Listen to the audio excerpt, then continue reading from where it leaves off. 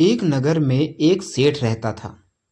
वह लालची के साथ साथ बहुत कंजूस भी था।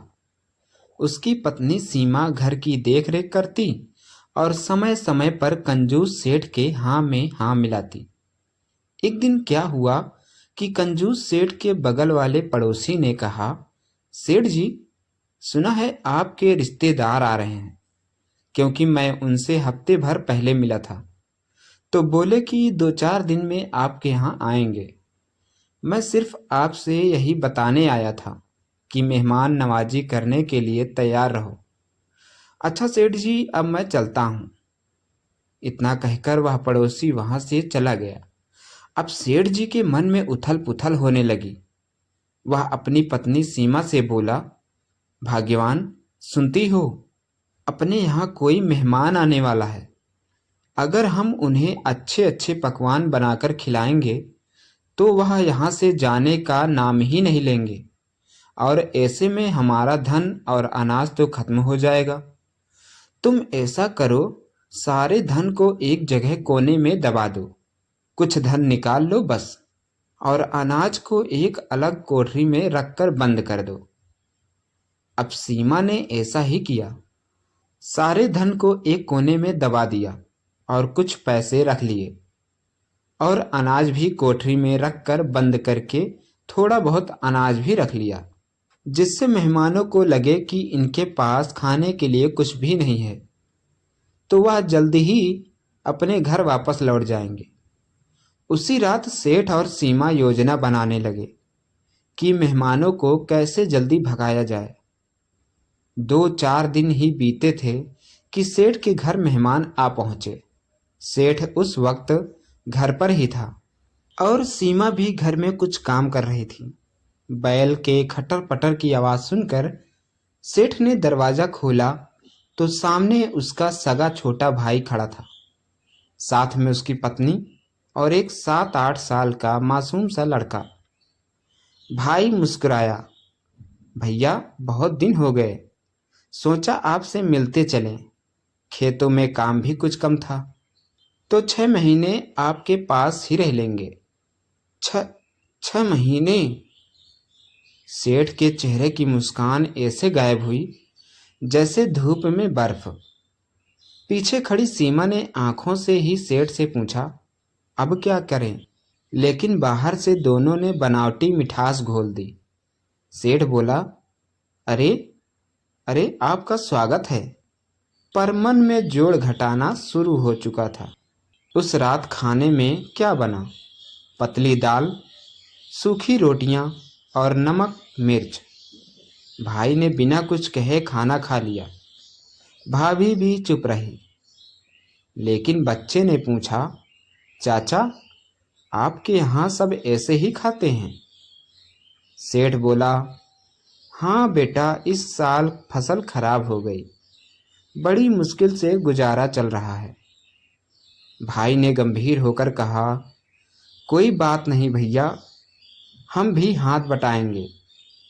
ये सुनते ही सेठ का दिल धक धक करने लगा। अगले दिन सेठ ने कहा, भाई, डॉक्टर ने कहा है कि मुझे सादा खाना खाना है, घर में कुछ खास बनता ही नहीं।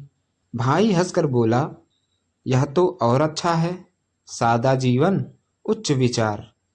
अब सेठ को समझ नहीं आ रहा था कि ये भाई जा क्यों नहीं रहा। उधर जिस कोठरी में सीमा ने सारा अनाज बंद किया था, वहां धीरे धीरे नमी बढ़ने लगी। आलू सड़ने लगे, गेहूं में कीड़े पड़ने लगे, चावल में बदबू आने लगी। लेकिन दोनों पति पत्नी रोज उस कोठरी को ताला लगाकर ऐसे निकलते जैसे कोई राज छिपा हो। 3 महीने बीत गए।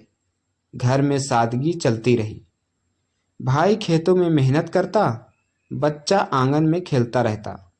भाभी घर के काम में सीमा की मदद करती। सीमा का मन धीरे धीरे पिघलने लगा, उसे शर्म आने लगी। लेकिन सेठ अभी भी अपनी कंजूसी की दीवार पकड़े बैठा था। और फिर एक दिन पूरे घर में भयंकर बदबू फैल गई। भाई ने नाक पकड़ते हुए पूछा, भैया, ये कैसी गंध है? सेठ घबरा गया। पता नहीं, शायद नाली से आ रही होगी, पर बदबू बढ़ती ही गई। आखिर भाई ने कहा, चलो देखते हैं। वह सीधा उस कोठरी के पास पहुंचा जहां ताला लगा था। भैया, इसमें क्या है? सेठ हकलाने लगा। का कुछ नहीं, पुराना सामान है। भाई ने ताला खोलने को कहा। जब दरवाजा खुला तो सब स्तंभ रह गए। गेहूं में कीड़े रेंग रहे थे, आलू पूरी तरह सड़ चुके थे, चावल काले पड़ गए थे।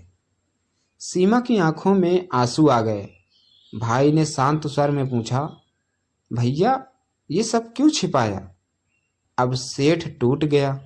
वह रोते हुए बोला, मैं डर गया था।